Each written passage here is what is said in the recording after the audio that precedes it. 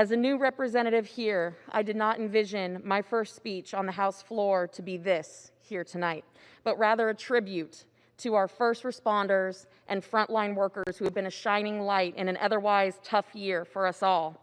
After the events tonight, I am especially grateful for our men and women who put service above self, confronting lawlessness and danger while protecting this very chamber, its members, and our constitutional republic.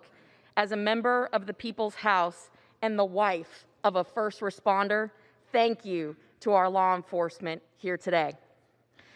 But especially after tonight's unacceptable breach of the People's House, I am furthermore resolved in the fact that we, as representatives of the people, must take a stand for every American's right to a free and fair election as guaranteed by the Constitution. Article 1, Section 4, Clause 1 of the Constitution explicitly rests the time and manner of our elections in the hands of our state legislatures. However, state law in the 2020 election was modified or circumvented without approval of the state legislatures. These actions are in clear violation of the Constitution, specifically Article 2, Section 1, Clause 2, which grants state legislatures the sole authority to establish how state presidential electors are appointed.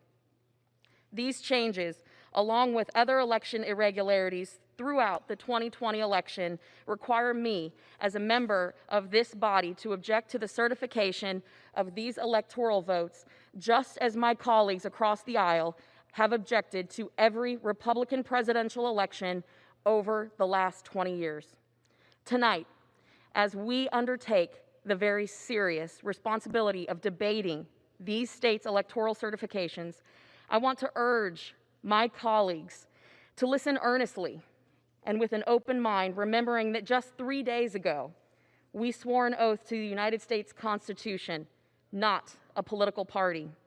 Our constituents are counting on us. Our country is counting on us. Our children are counting on us, and we cannot let them down.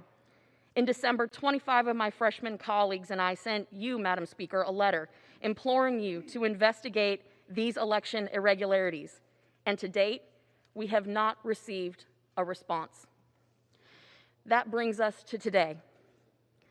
My colleagues across the aisle have repeatedly invoked our founding father, Benjamin Franklin, who famously said, "We have a republic if we can keep it." I say, let's keep it, and it is with that sentiment in mind that I ask my colleagues to defend the power vested in this legislative branch by the U.S. Constitution and reject the certification of the electoral votes of the state in question. It is our responsibility to have courage in the face of adversity and bring integrity back to this process, and with that, I yield the balance of my time to the gentleman from the great state of Texas. I thank the gentlelady, my friend from the great state of Florida. As Americans, we believe governments receive their just powers from the consent of the governed. That sacred transaction can only happen legitimately in a free and fair election. Election integrity is the very lifeblood of our unrivaled system of self-government. The law and the Constitution give Congress not only the authority, but I believe the responsibility to serve as the last check on the integrity of our presidential elections. We either believe, according to statute, that every elector was lawfully certified and regularly given, or we don't. States certainly have broad delegated powers to administer federal elections, but they still must operate within the bounds of the Constitution. Despite receiving numerous petitions, and to the detriment of the country, I might add, the Supreme Court failed to answer the most important question of the 2020 election. Can entities outside of the state legislatures make election law? The plain language of Article 2 of the Constitution answers the question unequivocally, no. The decisions made today in these chambers are of the utmost consequence, and the horrible precedent that will be established if we don't act will have lasting impact on our beloved republic. This proceeding is not just about the integrity of this election, Madam Speaker. It's about ensuring the integrity of all future elections. I take no pleasure or pride in making my objection today, nor do I wish for any state electors to be disqualified. However, based on the law, the Constitution, and my conscience, I cannot support certifying votes from any state that violated the Constitution.